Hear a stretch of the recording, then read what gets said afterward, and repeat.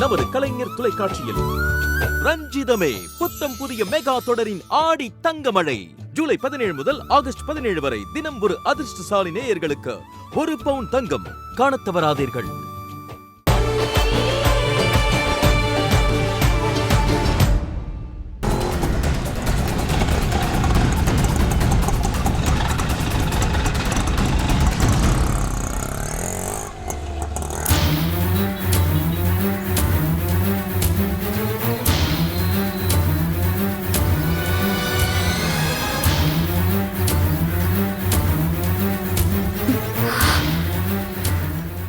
இவ எங்க இங்க வரா? என்ன இது? ஸ்வேதாவும் பாரதி வீட்டுக்குள்ள போறா. முதல்ல புருஷன் போனா, இப்ப பொண்டாட்டியும் வீட்டுக்குள்ள போறா. என்ன நடக்குதுன்னே புரியலையே. கடவுளே, தலையே சுத்துது.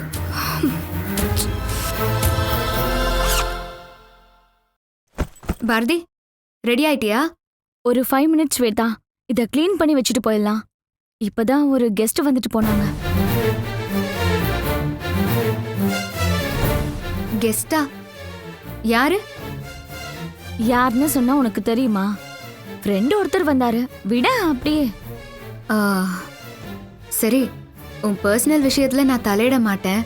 ஆனா இந்த வாடகை தாய் விஷயம் யாருக்கும் தெரியாம இருக்கிறது நல்லதுன்னு நினைக்கிறேன். வாடகை தாயா?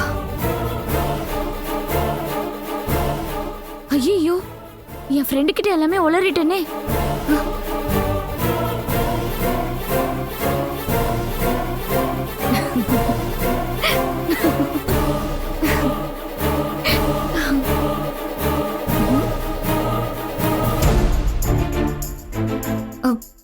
பாரதி, ஏன் ஸ்வேதா ஷாக் ஆகுற? நான் பிரெக்னன்ட் தான் சொன்னேன். இந்த வாடகை தாய் விஷயம்லாம் சொல்லல.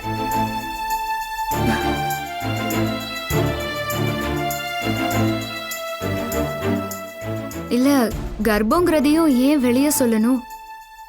சொல்ல வேண்டிய விஷயம் இல்லைல்ல. அவசியம் வந்துருச்சு, அதனால சொன்னேன். நான் கொஞ்ச நேரத்துக்கு முன்னாடி மயங்கி விழுந்துட்டேன் ஸ்வேதா. என்னது? மயங்கி விழுந்துட்டியா? என்ன பாரதி, ஷாக் மேல ஷாக்கா கொடுக்குற? விழுந்துட்டேன்னா இப்படிலாம் விழல. ஜஸ்ட் ஒரு கில்ட்டினஸ்ல தலை சுத்தி அப்படியே கேர் ஆகி என்னையும் அறியாம மயங்கி அப்படியே சேர்லயே விழுந்துட்டேன்.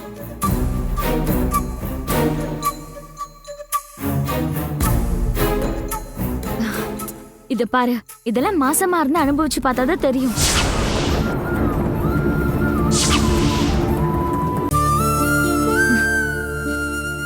என்ன பாரதி, குத்தி காட்டுறியா? ஏய், சாரி ஸ்வேதா, சாரி. இது பாரு, நான் ஜஸ்ட் கேஷுவலா தான் சொன்னேன். நீ தப்பா அர்த்தம் பண்ணிக்காத.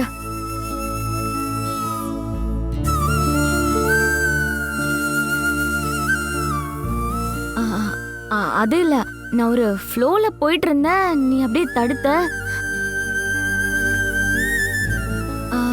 நான் எங்க விட்ட? நான் மயக்கடிச்சு விழுந்துட்டேனா? அப்ப முகத்துல தண்ணி தெளிச்சு மயக்கம் தெளிய வச்ச ஆள்கிட்ட நான் பிரெக்னன்சின்னு சொல்ல வேண்டியதா போச்சு.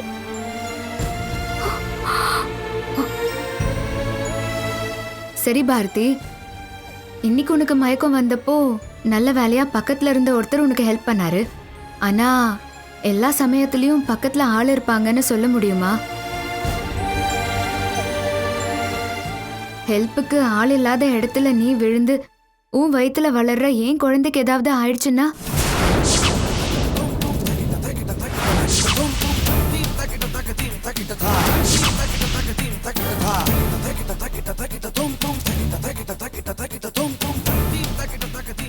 பாரதி, நம்ம ரிஸ்க் எடுக்க வேண்டாம். இனிமே எதுக்குமே நீ வெளியே போகாம வீட்லயே இருக்கிறது தான் நல்லது. ஸ்வேதா, நீ புரிஞ்சுதான் பேசுறியா? நீ கொடுத்த பணம், கொடுக்க போற பணம் எல்லாம் என் அம்மாவோட ஹாஸ்பிட்டல் செலவுக்கு தான். நான் வெளியில போய் ஏதாவது வேலை செஞ்சு 4 காசு சம்பாதிச்சாதான் ஏன் வண்டி ஓடும். உன் குழந்தை நல்லா இருக்கணும்னா நானும் சாப்பிட்டு தூங்கி எழுந்திருச்சு நடமாடி உயிர் வாழணும். அத தெரிஞ்சுக்கோ.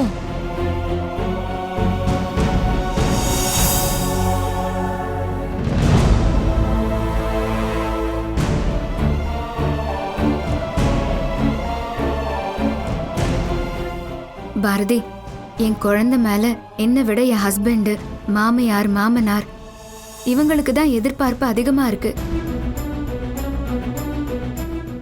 அவங்களோட நச்சரிப்பும் தொந்தரவும் இல்லாம இருந்திருந்தா நாம சந்திச்சிருக்கவே மாட்டோம்.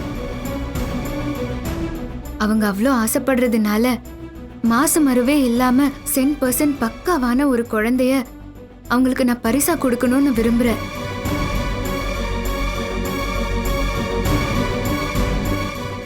அதனால இப்படி பண்ணலாமா?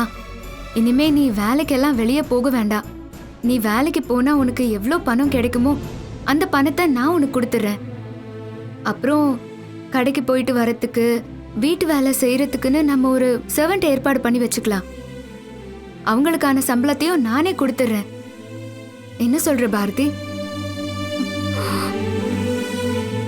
அதாவது 10 மாசம் உனக்கு ஜெயிலு, வீட்டு காவல்ல இருன்னு சொல்ற, அதானே? பாரதி, 6 மாசத்துல இருந்து நம்ம அப்படிதான் இருக்கணும்னு டாக்டர் தான் முன்னாடியே சொல்லியிருக்காங்கல்ல. ஜஸ்ட் நாம 3 மாசத்துக்கு முன்னாடியே அட்வான்ஸா இருக்க போறோம், அவ்வளவுதான். சரி, இது நம்ம அப்புறமா டிஸ்கஸ் பண்ணிக்கலாம். இப்போ நம்ம செக்கப்க்கு போகணும். போயிட்டு ரிப்போர்ட்ஸ் எல்லாம் எடுத்துட்டு வரியா? எடுத்துட்டு வரேன்.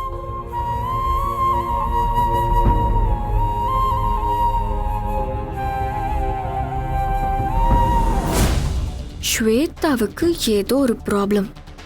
அவளால குழந்தை பெத்துக்க முடியாது. அதனால வாடகை தாய் மூலமா குழந்தைய பெத்துக்கிறா. அதுவும் புருஷனுக்கும் மாமனார் மாமியாருக்கும் தெரியாம. மொத்த மாயாவுக்கே நம்ம ஆடி போயிருக்கோம். இவ 10 மாயாவா இருக்காளே. மேடம், மாயா மேடம், எங்க இருக்கீங்க? பூஜா, இங்க இருக்கிற இடத்த விட்டுட்டு எல்லா இடத்துலயும் தேடுவியா? சாரி சாரி மேடம், ஒரு எக்ஸைட்மெண்ட்ல நீங்க இங்க இருந்ததை நான் கவனிக்கல. அப்படி என்ன எக்ஸைட்மெண்ட்? சூப்பரான விஷயம் ஒண்ணு மாட்டிருக்கு மேடம். கேட்டா நீங்களே ஸ்டன் ஆயிடுவீங்க. நீ ஆர்வ கோளாரா இல்ல அறவேக்காடா? நீயும் என்னென்னமோ சொல்லிதான் பாக்குற, ஆனா ஒன்னும் ஒர்க் அவுட் ஆக மாட்டேங்குது. மேடம், அந்த வீடியோ எடுத்த செல்போனை அலட்சியமா நான் திருட்டு கொடுத்தது தப்புதான். ஆனா அந்த சூர்யா கடையில சர்வ சாதாரணமா நான் விஷத்தை கலந்துட்டேன். என்ன ஜஸ்ட் மிஸ். அந்த பொன்னியால சூர்யா எஸ்கேப் ஆயிட்டான். ஆனா இப்போ நான் சொல்ல போற நியூஸ் தப்பே பண்ணாது. அந்த பொன்னி வீட்ல பெரிய புயலே வீச போகுது. நீ முதல்ல நியூஸ சொல்லு. அது புயலா இல்ல புழுதி காத்தான்னு நான் சொல்றேன். மேடம், பொன்னியோட 2வது பையன் சந்துரு இருக்கான்ல, இப்போ கொஞ்ச நேரத்துக்கு முன்னாடி பைக்ல ஒரு பொண்ணோட போனா. இங்கதான் நீங்க கவனிக்கணும் மேடம்.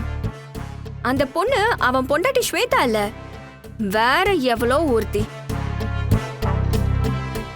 பார்க்க கொஞ்சம் அழகாதான் இருந்தா. அட, பொன்னி வீட்ல இப்படி ஒரு சைட் ட்ராக் ஓடுதா? சரி, எங்க போகுதுன்னு பாத்துலான்னு சொல்லி ஃபாலோ பண்ணி பார்க்கலான்னு நான் பின்னாடியே போனேன். போன இடத்துல பார்த்தா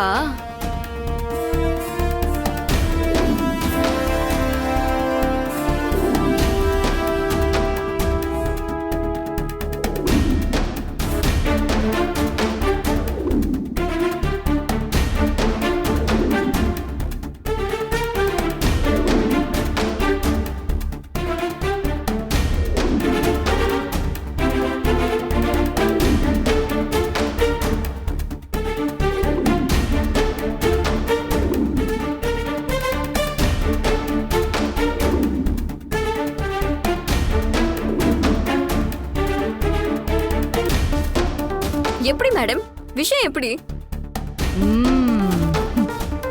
பூஜா, நிஜமாவே இது செம மாசான விஷயம்தான். மருமக குடும்ப வாரிச பெத்து கொடுப்பான்னு அங்க பொன்னி கோயில் குளம் பூஜை புனஸ்காரம்னு பண்ணிக்கிட்டு இருக்கா.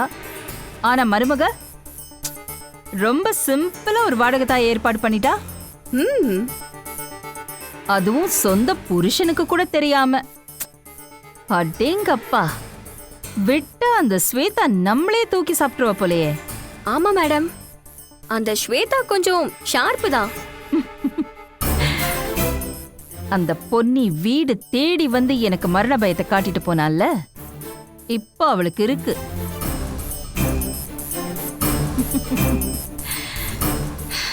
கடவுள் எனக்கு இன்னொரு சான்ஸ் கொடுத்திருக்காரு. பொன்னி வீட்ல வெடிக்க போகுது அடுத்த பூகம்பம்.